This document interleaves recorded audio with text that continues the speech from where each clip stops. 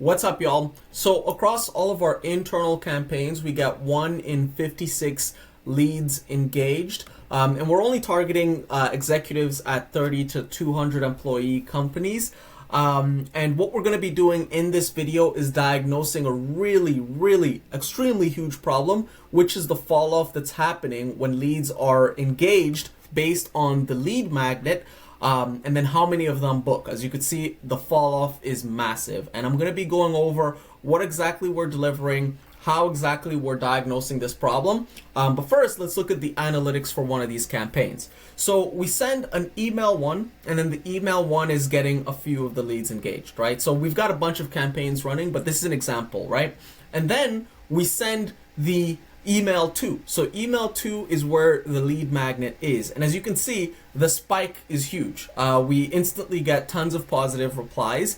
And across all of the lead magnets that we've delivered, 38% of them have replied positively. So every single person who's replied has replied positively for the lead magnet. And this is what we're essentially saying. It's like, hey, don't you believe me? So this is a part of the first email. Reply send, and I will so deliver the lead magnet, what we're delivering. You can use them to generate more sales, delivered within 24 hours. And so this was the first version of the lead magnet. But then I figured the reason why people are not booking is probably because the people who are responding, I'm trying to get them to do this in-house, so they don't actually need me. And so what I switched it to is happy to show some work up front.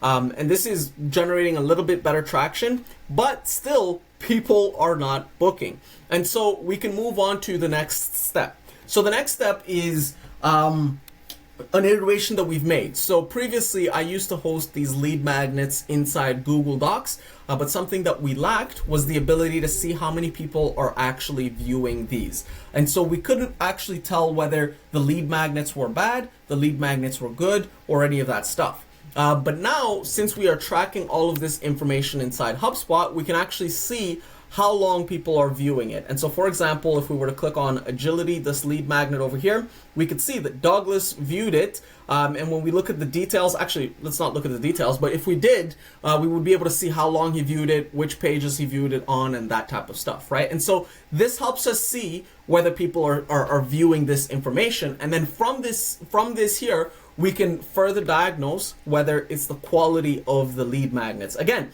this is a massive drop off, and that's why I'm making this video, so that if you guys are running into this issue, you can also work through this stuff yourself.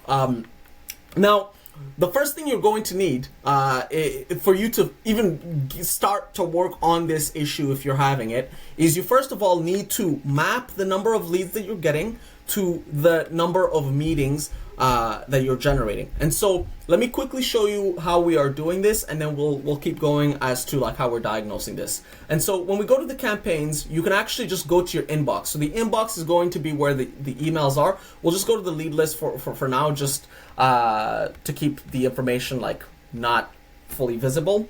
But this is what it's going to look like. So in the inbox, you choose the email where the lead magnet was, and then you simply download as a CSV. And then you go into every single campaign that you have, and then download as a CSV for every single campaign. And then you're going to have several CSVs that you can leverage. And then in a second here, I'm just pulling up the ChatGPT.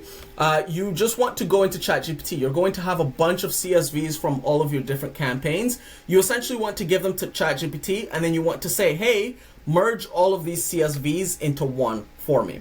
And then once you get this, you're going to get the CSV. You want to put that in Sheets. And so inside Sheets, you're going to have a long CSV with a bunch of emails of all of these leads that have replied specifically to your lead magnet emails. And so that's how we're figuring out that 99 people have replied. That's how we're figuring out all of these different things, right?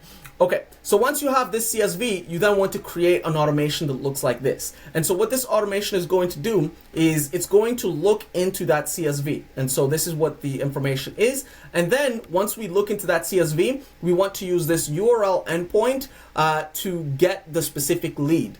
Once we get the lead from Smart Lead, actually, I'm not sure why I did this. I actually don't even need this part over here in this particular automation. What we actually want to do is we want to go into the next step. So where the meetings are being logged. In our case, it is inside HubSpot. And so we actually just go inside HubSpot. We search based on the lead email. And then we want to do an association, look for all of the meetings associated to that specific person. And so now we are able to actually just look at all of the meetings that are related to the contacts that come from Smart Lead that have replied to the specific lead magnet. That's how we're doing it. And then we're also counting the deals. And so as you can see, we've got 33 deals. It does not match the number of leads because not every single positive reply turns into a deal. And then we also have 99 replies. And over here it shows 105 contacts. The reason why we've got 105 is because this includes all of the out of office. And so in this 99, we're excluding out of offices. And in this 38, we're not considering the number of deals that we have.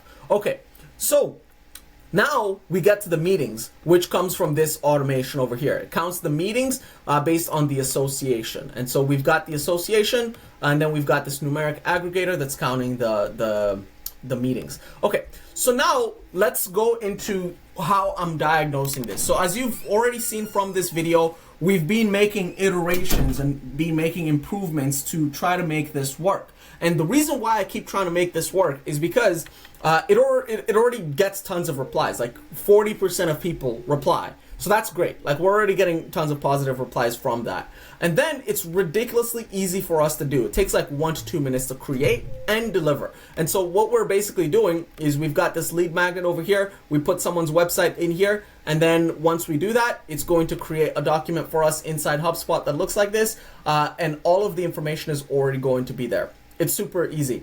And then it's also pretty useful based on the feedback that I've gotten from the conversations from like whenever I deliver it prior to a meeting. So this is one of the use cases where I'm delivering it. I'm delivering it in cold outbound. Whenever I'm delivering it in warm outbound, where it's someone who already works with me, or someone who's planning on joining a meeting with me. This is just a bonus. And so for those people, they've had positive feedback to share.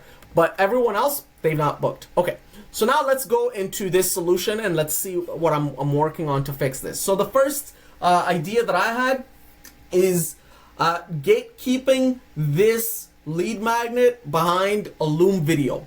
So because it's so easy for us to create, we can actually afford to spend a little bit more time trying to deliver this lead magnet. And this is the first idea. There's many other things that I could consider. If this doesn't work and we want to still keep doing this, we might perhaps try to add lead lists personalized to the companies. We might perhaps try to do additional things on top of this, right? And so this is just one additional thing that I'm doing. The lead magnet is going to be inside the Loom video. And so inside the Loom video, we're going to have it as a comment, and the video is going to go over the lead magnet, and it's also going to go over the offer and how it might benefit them. It's going to take, rather than 1 to 2 minutes, maybe 5 to 10 minutes to create and deliver this thing.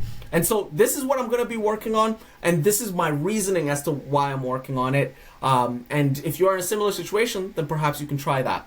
However, if this does not work, we move on to the final step, which is just feedback emails. So this is a quote I saw, which is like, if you want to solve your problems, just talk to your customers. And so, you know, something I've not done is I've not just been like, hey, let me know what you think about this. Like, is there any reason why you're not booking a meeting with me? Is there any reason why this? Is there any reason why that? But realistically, there's no need for us to spend any more time trying to A/B test this stuff over here. There's no reason for us to do this because we're already getting good replies. We're already getting good positive replies. The big drop off is here. And so, I think that, and obviously the revenue does not come through. But as you can imagine, if we were able to just get 20% of these people, or 40% or 50%, it just increases our lead flow tremendously. And so that's how we're diagnosing this. If you guys have lead magnets, hope this was helpful. If you don't, I think they're great. I just think you need to be cognizant of these potential drop-offs and then work on them accordingly. Okay, cheers!